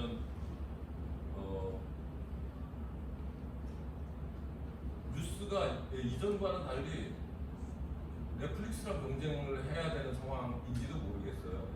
시간은 한정돼 있고 누군가는 뉴스를 볼 것인지 아니면 넷플릭스의 다른 무언가 프로그램을 봐야 될지 선택폭이 너무 많아졌고 그 우선순위가 미디어 소비자한테 이미 넘어갔기 때문에 충분히 그런 것 같습니다. 마지막으로는 뉴스 생산자의 딜레마에 대한 문제로 보여져요. 그러니까 언론에 대한 경쟁이 자꾸 이 매체가 많아지면서 경쟁이 심해지니까 언론에 대한 인식하고 언론인들의 성과 간의 그 인식의 괴리가 굉장히 점점 더 벌어지고 있는 것 같습니다. 그러니까 예전에만 해도 뉴스란 말이야 이래야 돼 라는 이런 선배들을 찾아보기도 이제 힘들어지는 거죠. 그리고 언론인으로서 규범을 지키는 선배들을 찾아보기도 어려워졌습니다. 자사한테 유리한 것 또는 나한테 유리한 것 그리고 이런 부분들이 결국은 뉴스의 성과가 사회에 미치는 것보다는 자기의 성과나 아니면 언론사의 성과로 이어지기를 바라는 측면들이 높아졌다라고 보여집니다. 이 네 가지가 지금의 한국 사회의 이 뉴스의 시장 실패를 부추기는 어떤 요인들이라고 저는 생각이 들었고요. 그 방안 중에 하나로 그거를 그럼 지금 이 상황을 어떻게 할 거냐라는 문제를 놓고 저널리즘의 설명 책임에 대해서 우리가 또 다시 한번 그 조망을 해볼 필요는 있겠다는 생각이 들었습니다. 물론 예전에 언론학회에서 한 번 정도 저널리즘의 설명 책임과 관련된 책장 한번 나왔던 것 같긴 한데 그 이후로 좀 이렇게 접할 기회는 별로 없었던 것 같아요. 설명 책임에 대한 개괄적인 내용들에 대해서는 건너뛰도록 하고요. 10쪽입니다. 그럼 저널리스트들이 설명 책임을 가져야 되느냐라는 문제에서부터 문착을 하게 되는 것 같아요. 전문직으로서 저널리스트가 결국 설명 책임을 가져야 된다는 되게 근간 중에 하나는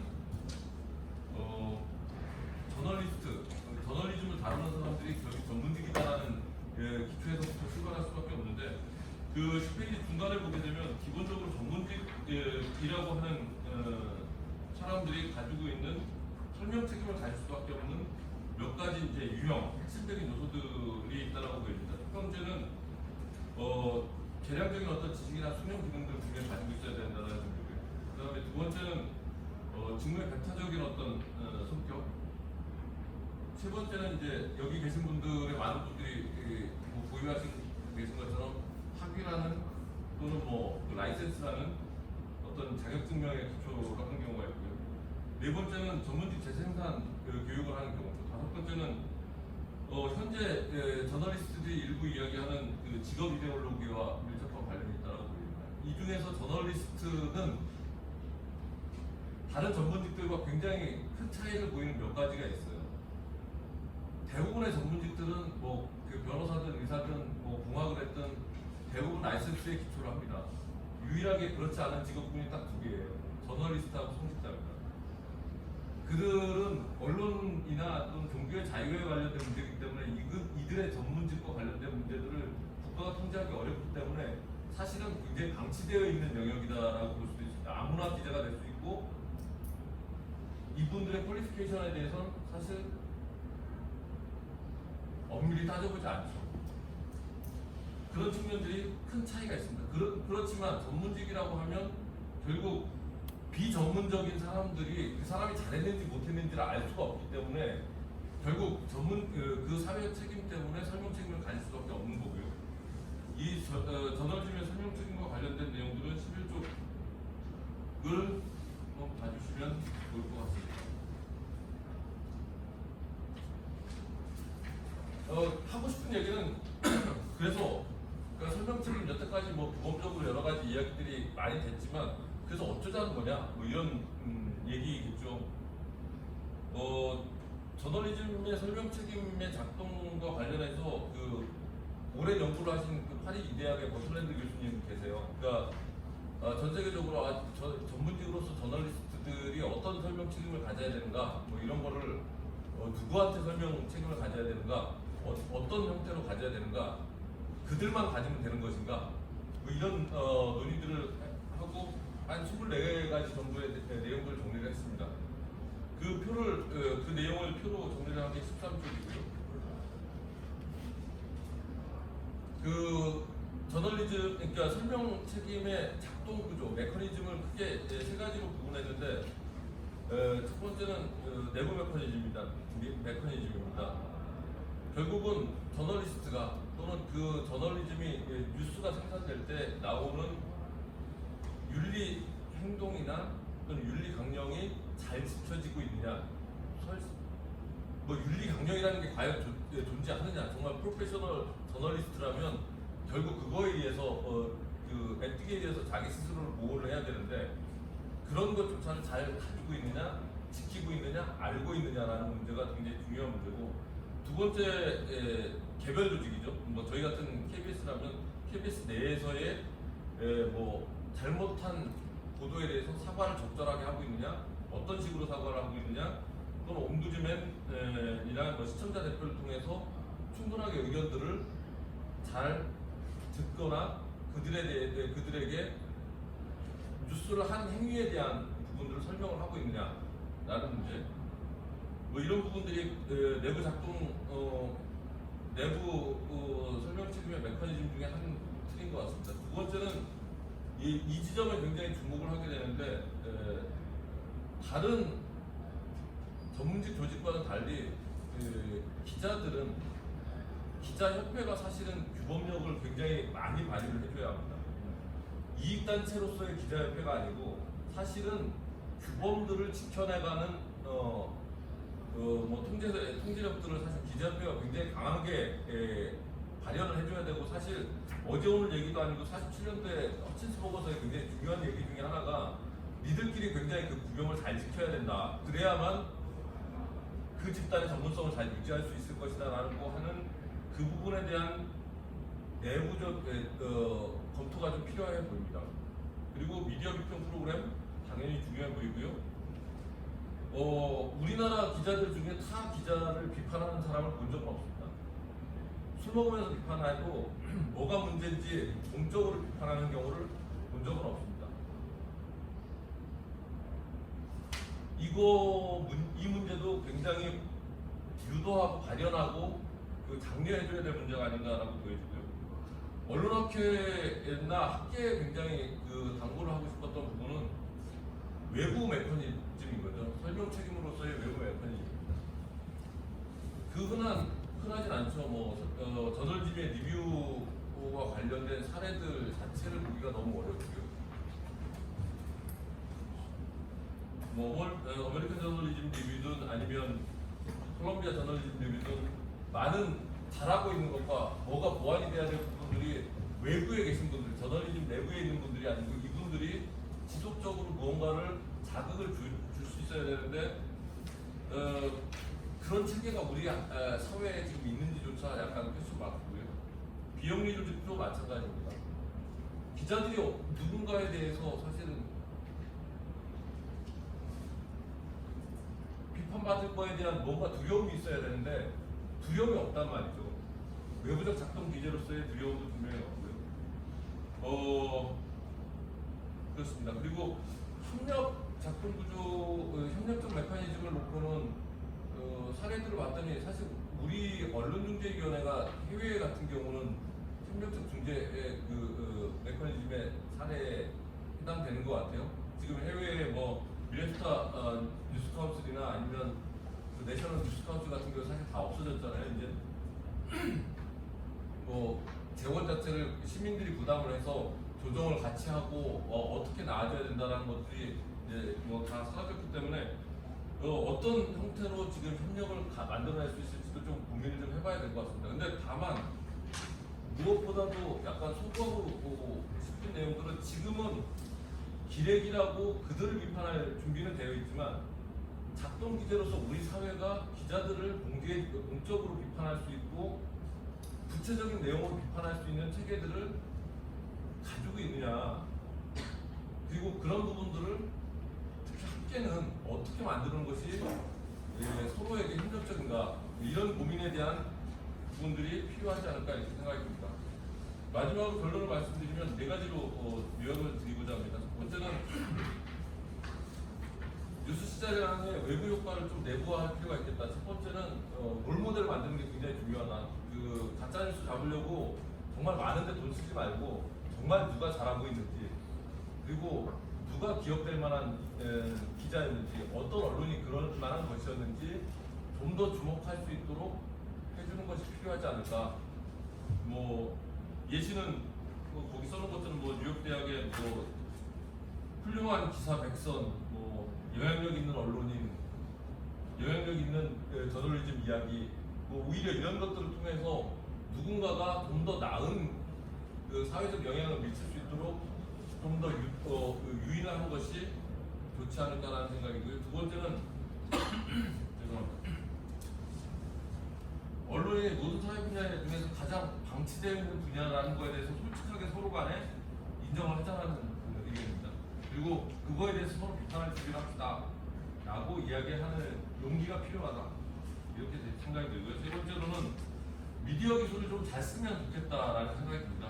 지금 미디어 기술이 쓰이는 용도는 누가 더 어떤 기사를 많이 클릭했느냐 이외에 개인의 취향, 그러니까 개인이 내가 어떤 기사를 좀 더 많이 클릭했느냐에 대한 테크놀로지 접근이 이루어지지 실제 무엇을 보는 것이 우리 사회에 좋은지에 대한 부분들에 대해서 노출이 굉장히 적다. 그런 기술들을 오히려 맥락을 이해할 수 있게끔 뭔가를 어떤 기사 주변에 같이 공급을 해준다든지 아직 저널리즘까지는 오진 않았습니다만 오트콤에서 공영방송들을 대상으로 해서 프로미넌스를 적용을 검토를 하고 있는데 오히려 프로미넌스를 누리려고 하면 좋은 공영방송이나 아니면 좋은 기사들을 전면 배치를 시켜주는 겁니다. 예를 들면 포탈이나 구글의 뉴스랩 같은 데 있는 것들 중에 무엇을 기준으로 잡을지는 협의를 해서 결정하되 정말 우리 사회에 필요하고 중요한 기사들, 도움이 될 만한 것들을 먼저 노출시키는 방식 이런 게 필요하지 않을까 싶습니다. 그래서 결국 저널리즘 미래가 그들에게 맡겨놓은 문제만은 아니다. 같이 무엇을 할 것인지 고민을 해야 되고 거기에 있어서 비판하는데 서로 용기를 좀 내야 될 필요가 있지 않을까라는 의견으로 제 글을 소개하고자 합니다. 예, 또 좋은 발표해 주셔서 감사합니다. 따르면 지금 발표에 대해서 강인 교수님 토론을 한번 들어보도록 하겠습니다. 아무래도 앞서 말씀 주셨던 이승현 선생님하고 최선호 선생님 발제에 대해서 궁금하신 점이 프로에서 많이 계신 것 같아서요. 간단하게 두 가지 얘기만 제가 질문을 드리고 하시거든요. 먼저 최선호 선생님께서 해주셨던 문제 제기에 대한 것과 문제 제기에 대한 영향을 미친 노인부터 해주셨는데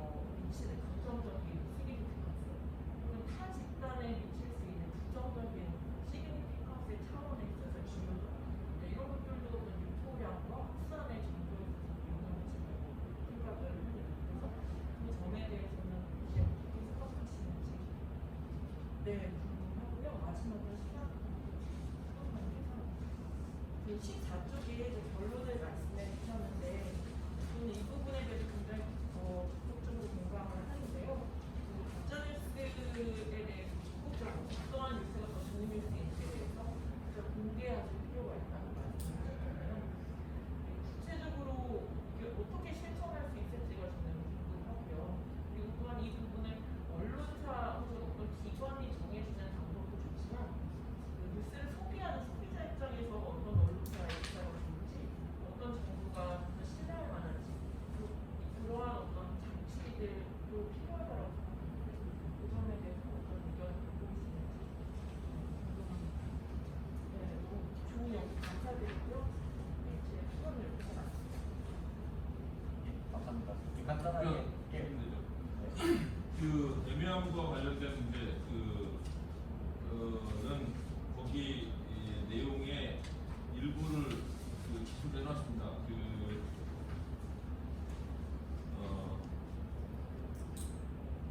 5쪽의 중간에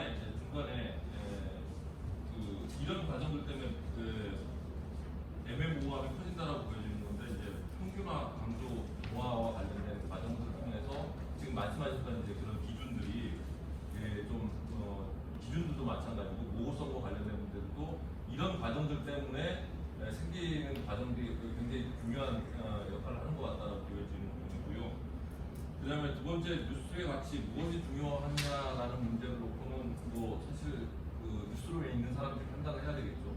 근데 얼마나 많은 국민들한테 또는 뉴스 소비자한테 영향을 미치는 주제냐라는 문제에 굉장히 그 기준들을 많이 놔야 될 필요가 있어 보인다라는 생각이 듭니다. 그러니까 저희 내부적으로도 뉴스룸에 있는 사람들하고 논의를 하는데 뭐 저희 입장, 연구자의 입장이거나 아니면 이 문제를 바라보는 입장에서는 두 가지 이야기를 해요. 왜냐면 모호하게 이야기하면 그분들도 굉장히 뉴스 가치를 놓고 케이스 바이 케이스로 이야기하기 때문에 두 가지는 서로 공감할 수 있지 않냐. 첫 번째는 헌법에 나와 있는 국민의 권리와 관련된 문제의 훼손은 중요한 문제지 않냐. 두 번째는 뭐냐면 어떤 특정 사안이 얼마나 많은 사람들에게 미치는 영향인지에 대한 그런 의제는 중요한 문제로 담을 수 있지 않냐. 그 이외에 당신들이 직업적으로 중요하다고 생각하는 문제는 존중한다. 뭐 이런 거죠. 그래서 무엇이 중요하냐라는 문제를 놓고는 나름대로 각 언론사나 또는 뭐 저널리스트들끼리 그 규범들을 가지고 있겠지만 뭐 그런 측면에서의 중요성이라고 생각하고요. 마지막 14쪽에서 결론과 관련해서 주신 질문을 놓고는 방법을 좀 생각을 해보긴 해야 될 것 같다는 생각이 듭니다. 왜냐면 누가 과연 믿을 만한 사람이고 누가 좀 더 신뢰할 만한 언론사인지를 놓고는 기준들을 사실 잡기가 굉장히 어려울 수 있죠. 근데 언론사보다 언론인에게 집중을 하는 것이 좀 더 낫겠다는 생각을 합니다. 그리고 그 언론인들이 대부분은 어떤 궤적을 거쳐왔는지를 통해서 알 수 있을 거라고 보고요. 좋은 기사를 쓴 언론인들은 저희가 생각보다는 어렵지 않게 찾을 수도 있고 그 사람이 5년 전에 쓴 기사와 지금 쓴 기사를 보면 그 사람이 어떤 사람인지를 아는 데는 그렇게 크게 어렵지 않을 거라고 보여지기 때문에 좋은 언론인들을 좀 더 주목할 필요가 있다. 이렇게 생각합니다. 예, 역시 좋은 질문에 좋은 답변 잘 들었습니다. 예, 이제 저희가 그 다음 세션이 2시 40분에 시작인가요? 그렇다면 지금 우리 선생님께서는 이제 지금 어떻게 좀 시간 좀 있으세요? 아니면 좀 바쁘? 이게 지금 좀 알겠습니다. 그러면 예. 그래서 좀 질문을 바꿔 하셔야죠. 20분까지 아니에요. 그렇죠. 네, 저희가 이제 보통은 이렇게 토론이 여기가 뜨거워지면 이제 프로에서 질문을 받기도 하는데 만약에 정말 이제 급하시면 가셔도 됩니다. 저희들끼리 이제 같이 얘기를 해도 되니까. 아니 왜냐면 뒤에 지금 통역을 해야 돼서 네. 따로 질문을 주시면 아니 좀 간단하게는 사실 우리가 지금 말씀하신 어카운티빌리티 관련해서 형식적으로는 모든 게 되지 않아요. 사실. 외부적 메커니즘을 놓고 그렇게 생각하지는 않습니다. 외부적 메커니즘에도 형식적, 뭐 연구기관 같은 건 부족할 수 있지만 형식적으로는 갖춰지고 있는데 제 생각에는 근데 그럼에도 불구하고 사실은 어카운티빌리티가 작동하지 않는 것은 결국 우리 사회 전반이 좀 정신 정치적 후견주의에 의해서 작동되고 있는 그런 상황이라는 거죠. 그래서 그러니까 최석 박사님 지금 말씀하신 게 굉장히 의미가 중요한데 이게 자칫 잘못해서 형식주의로 또 흘러가지고 또 하나의 기구를 또 만드는 방식으로 가면은 이건 정말 이건 이제 여태까지 해왔던 일을 반복이라고 생각하고 그래서 여기서 뭔가 이제 초점이 생기긴 해야 될 것 같아요. 저는 그래서 그런 면에서 선배를 아까 얘기하셨는데 저는 그나마 가능성이 우리 수견주의로부터 벗어나서 조그마한 가능성이 있는 것은 그래도 여전히 기자고 여전히 뭔가 자발적인 기관이라고 생각하거든요. 말씀하신 그런 면에서 이제 효과를 강화한다든지 하는 좀 의미가 있을 것 같아요. 이야기를 좀 더 나누실 기회가 있으시면 선생님과는 이야기를 좀 더 나누실 기회가 있을 거라고 보고요. 제한된 시간으로 많은 이야기를 나누기보다 좀 더 편하게 이야기를 좀 나누는 기회가 있길 바랍니다. 예, 알겠습니다. 그러면 우리 최 박사님께서는 좀 급하셔서 조금 더 끊어셔도 되고요. 저희는 그래도 또 우리 첫 번째 또 좋은 발표를 해주신 우리 이 박사님도 계시고 사실은 이제 최 박사님 떠나시고 나서도 수요일도 바쁘게 나와주시고 같이 저희가 예. 뭐 아직 그래도 프로의 질문도 있을 수 있으니까요. 저희들이 그래도 한 10분 정도 활동해서 또 이야기를 나눌 수 있으니까요. 일단은 나오신 거예요? 처음 발표를 해주신 우리 이승현 박사님 질문 있으면 일단 질문을 좀 플로에서 받아볼까요? 네, 질문 있으세요? 궁금하신 거 없으세요? 아, 네. 그 마지막에 그 연구의 한계점을 말씀해 주시면서 보도 전문 채널 만드셨다고 한계점이라고 하셨는데 저는 오히려 강점이라고 생각했거든요. 오히려 YTN은 뭐 원하는 스피드였고 그 아무래도 다른 기판이나 지상판 뉴스 보도하고는 성격이 다르니까 그래서 오히려 그 보도 전문 채널만 구독하신 것이 오히려 박사님의 연구의 장점을 보고 있는 점이라고 생각을 저도 개인적으로 좀 궁금해서 여쭤보고 싶은데요. 단신과 리포트를 이제 구분해서 살펴보셨는데 또한 단신에 대한 시청률이 높다라고 말씀하셨잖아요. 궁금한 점이 그 이제 단신에서 다루는 그 아이템들이 다 모두가 상이한 아이템이잖아요. 아니면 어떤 한 주제에 대해서 업데이트식으로 이루어지는 단신의 형식이 왜냐면 시청률이 높다라는 게 제 생각에는 길이가 짧기 때문에 시청률이 높을 수도 있고 혹은 또 하나의 원인 중에 하나가 만약에 아이템들이 서로 연계된 아이템이었다면 시청자 입장에서는 짧은 길이로서 보다 더 다양한 정보를 얻고 싶은 거고 그런 것도 반영이 됐을 거라고 생각을 하거든요. 단신이 각각의 다른 종류의 아이템이셨는지 그냥 그 하나의 주제로 뭔가 연계된 여러 짧은 형식의 아이템이었는지 궁금해요. 네, 좋은 질문 감사드립니다. 일단 보도 전문 채널이니까 정말 저도 실험할 수 있었던 것에 대해서 저도 참 잘 됐다 생각하고 있고 앞으로 계속 그 실험을 아까 말씀하신 것처럼 저 사전, 사후를 다 기호를 한번 꼼꼼하게 분석해보고 지금은 이제 종합뉴스로서의 한번 단신의 가능성을 실험을 하고 있는데 지금까지는 굉장히 괜찮습니다. 그러니까 아직까지 이제 좀 더 데이터를 쌓아놓고 말씀하신 것처럼 이게 오히려 좀 저희가 오히려 그 일반화할 수 있는 부분에 있어서 좀 더 나은 환경이라고 생각하실 수 있는 부분도 저도 동의하게 되거든요. 그래서 거기서 뭔가 좀 해법이 나와서 좀 글쎄요 해설 과잉의 시대에 우리 단순한 팩트가 주는 어떤 명쾌함이 때로는 그게 시청자들이 필요라고 발견하는 게 아니면 저도 사실은 그 해설 보도 특히 인베스티게이티브 리포팅이나 아니면 팩트 체크에 다 참여했었거든요. 근데 많이 느낀 거는 팩트 체크도 심지어 정치적 편향성을 타더라고요. 제 동기가 결국은 완전히 이제 친어용 쪽으로 해서 지금 제가 팩트 체크한 거 보면은 그냥 민주당한테 대해서 보면 야 이게 무슨 의미가 있지 생각이 들더라고요. 그냥 역사적으로 얘기를 하고 싶은데 근데 문제는 이제 팩트 체크가 이름으로 나가고 근데 그걸 본 사람들은 또 아마 불신을 갖게 되겠죠. 저는 그게 악순환이 아닌가 싶더라고요. 참 그럴 바에는 명쾌하게 이거는 팩트니까 편하게 받아들이세요라고 던져주는 것도 좀 시청자들의 안 권리에 오히려 더 부담하지 않나 생각이 왜냐하면 시청자 다르게 생각할 수 있는 권리가 있으니까요. 그리고 단신을 어떻게 저희가 활용을 했냐면은 사실 말씀하신 게 다 들어가 있습니다. 그러니까 처음에 기본적으로는 이 성이라는 걸 성을 만들 때 구성으로서 저희가 블록 안에서는 이슈에 맞게 좀 구성을 했었고요. 근데 남는 게 축적이 생기더라고요. 축적이 생긴 것 중에 이제 경제 섹션을 경제를 묶어가지고 그 경제 기업 뉴스라 그래서 기업 뉴스만 이렇게 다루는 걸로 해서 좀 소화를 간단하게 해줬고 그것도 안 맞아서 좀 짝수로 남았는데 영상이 괜찮고 사람들한테 재밌을 만한 것들 있죠. 그런 것들은 간추리 뉴스라는 걸로 해서 14개 정도 한 3분 동안 소화를 했거든요. 그래서 뭐 다이버가 뭐 상어를 만났을 때 아니면 뭐 여러분들 알면 도움이 될 만한 뭐 SK텔레콤이 이제 드디어 0001 내일 적도 내일부터 이제 저 돈 물어준다 무슨 얘기 있었거든요. 그런 거 이제 어디 애매한 어떻게 애매한 건데 이제 그런 부분에 넣어서 다 괜찮은 거였고 그리고 한편으로 시청자 친화적으로 단신을 좀 활용해보자 그래서 아예 우리 아까 말씀하신 것처럼 경제 섹션으로 우리가 단신을 제공하는 거는 생산자 중심의 그 분류일 수도 있습니다. 그래서 소비자라면 내일 당장 나 뭔 일이 일어나서 내일 뭘 알아두면 좀 도움이 되겠어 할 때 뭐 이제 코로나 바이러스가 풀려서 경마장이 이제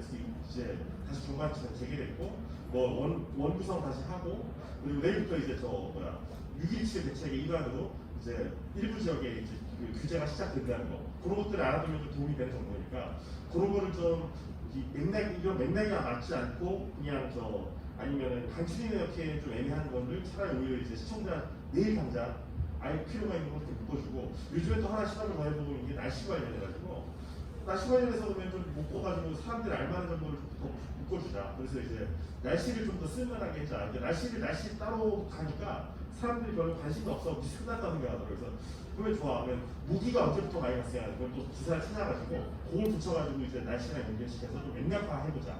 그런 시도를 계속 하고 있는데 단신은 그런 면에서 저는 아까 말씀하신 것처럼 이슈에 따라 붙이면은 이슈에 굉장히 훌륭한 구소품이 되고 반면에 단독 아이템으로서 하나의 그냥 뭐 재미를 추구한다 아니면 뭐 내일 당장 안 해도 유용성에 추구한다 그러면 충분히 리포트 이상으로 플렉서블하게 우리가 블록놀이 할 때 쓰는 블록처럼 여러 다용도 카드로 활용이 가능하다고 저는 좀 말씀을 드리고 싶습니다. 만약 리포트면 그런 다용도 활용이 가능하겠습니까? 그런 부분을 말씀드리고 싶었고요. 그런 면에서는 우리가 이 다 쓴 거를 재활용할 수도 있거든요, 심지어. 그러니까 취재 기자가 이렇게 가져온 거를 우리가 뉴스를 좀 분리하기도 하거든요. 단신이 너무 당황했어가지고 단신을 분해해가지고 재구성을 하면은 그러면 여기에 딱 요 정도만 쓰면 되니까 요걸 딱 뽑아가지고 써주면은 장황한 단신을 리포트의 축약형의 단신이 아니라 그냥 딱 필요한 영상만 갖고 이제 그걸 설명하는 데만 쓰면은 굉장히 쓸모 있는 아이템이 되더라고요. 그래서 늘 아이템하고 재구성을 하면은 단신의 효율성이 높아진다는 거. 아까 말씀하신 것 중에 중요한 훈간이 하나 수고했다고 하는데 훈간하는데 단신이 우리 지금 현재 쓰는 것처럼 5문장짜리 연합 뉴스에 나와 있는 그 종합 단신을 쓰면 아무 의미 없다니까 그거 리포트랑 똑같아요. 근데 그걸 이제 그 목적에 맞게 재구성을 하고 그걸 딱 맞게 컴팩트하게 쓰면은 짧은 시간 안에 필요한 정보를 전달하는데 아주 효율성을 발휘할 수 있다는 걸 말씀드리고 있습니다.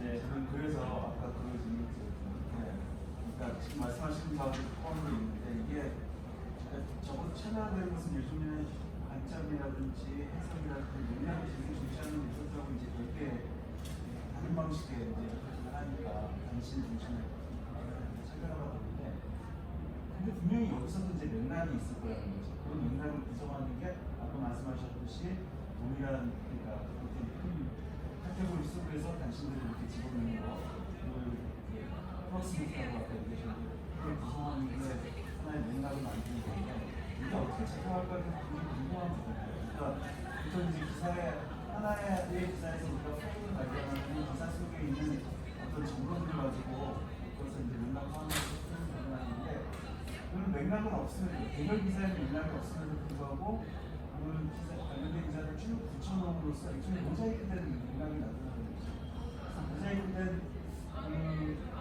정신들을 보면서 시청자들이 계속해서 맥락을 어떻게 될지 아니면 그것이 하나의 기사에서 만든 것과 어떤 차이가 있을지 그런 것도 좀 궁금한 부분입니다. 거기에 대해서 이제 제가 간단하게 말씀드리면 이제 박사님 말씀 듣고서 NHK를 떠올렸어요. 발표하신 자료에 보면 NHK 같은 경우에는 그냥 가장 길게 이제 그 리포트당 시간이 나와 있는데 140초거든요.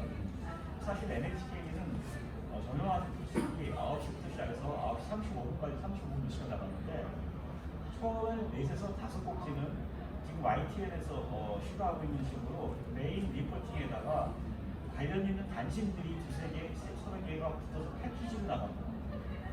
그렇게 해서 4-5개가 한 20분, 30분까지 그냥 나가요. 메인 리포트로 그냥 굉장히 깊게 다양한 모습들 다 보여주는 거죠. 그리고 30분, 25분부터 35분까지는 단신들만 10개 나가요. 10초에서 20초 얘기까지. 그러면서 나가면서 독특한 차인별 소리가 나랑 바운스입니다. 차이 10개 나가는데 그것들은 앞에 5개 나간 뉴스랑은 완전히 다른 내용 같고 내일은 물가가 어떻습니다. 내일은 뭐 비가 어떻게 올 것입니다. 이런 식으로 그냥 나가는 거죠. 그래서 그걸 보면서 물론 거기는 9시부터 9시 35분까지 메인을 그렇게 구성했지만 YTN이 남들은 노력을 하면서 굉장히 재밌는 실험을 하고 있구나. NHK 이런 방식을 아는지 모르는지 BBC도 비슷하게 나갑니다만 결국에는 나름대로 최적화된 공식을 여러 가지 실험 끝에서 찾아나갈 수 있을 것인지에 대해서는 저도 지금 관심 있게 한번 좀 시도해보도록 하겠습니다. 저희가 이제 정말 이제 비워야 되기 때문에 1분 안에 간단하게 이제 마지막 소감이라든지 총평을 해주시면 감사하겠습니다. 일단 NHK 방식 알지 못했는데 사실 연합 일본 특파원 선배가 이런 트라이를 해보고 싶겠다고 사실 비슷한 말씀을 해주셔가지고 어떤 전달력 얘기가 됐습니다. 그래서 일본은 그 NHK 뉴스할 때 소부가 있는다는 거예요. 그래서 기자가 있지 않고 그러니까 전달력 왜 리포트 기자가 그 기자 즐거워요. 어떤 사람 먼저 죄송합니다. 질설돼요. 근데 사투리 쓰는 사람도 있고 그런데 이 전달력도 안 좋은데 굳이 이거 길게 또 하는데 딱 필요한 데로만 앵커가 앵커도 앵커보다 훨씬 더 목소리 좀 성우가 다양하게 전달하기 낫지 않냐. 그때 사실은 좀 앵커를 좀 더 활용하자. 앵커가 앵커 멘트를 읽는 거 이상으로 좀 저희 부정먹어야 생각을 했어요. 이거 아깝다는 게 있는 거를 리포트 있는 건 아무나 할 수 있잖아요. 그렇지 맞습니다. 그래서 그런 말씀도 들었고 두 번째는 일단은 말씀하신 것처럼 물가 날씨 저는 하여튼 두 가지 실험을 다 하고 싶다는 말씀을 드립니다. 일단 이슈에 맥락에 맞는 구속 한편으로는 좀 무정형성으로 그냥 사람들한테 막 던져놓고 그냥 오늘 이런 뉴스도 있었고 저런 뉴스도 있었는데 한번 그냥 이런 뉴스 알아두시면 재밌습니다 정도로 해서 그냥 아무 그냥 뭐 목표는 없고요. 그러니까 그러면서는 저는 좀 아까 말씀하신 것처럼 이 콘텍스트가 어떤 면에서 약간 좀 강압이 될 수 있다는 거 저도 충분히 이제 많이 공감을 합니다. 그래서 그런 부분에서 자유로운 뉴스를 좀 하고 싶었던 부분에서 강신구 뉴스라고 만들어서 돌리고 있는데 근데 시청률이 잘 나옵니다. 저 놀랐어요. 네. 예, 자 그러면 이것으로서 아주 뜨겁게 진행됐던 방송 전을 세션 마치도록 하겠습니다. 여러분 모두 감사합니다.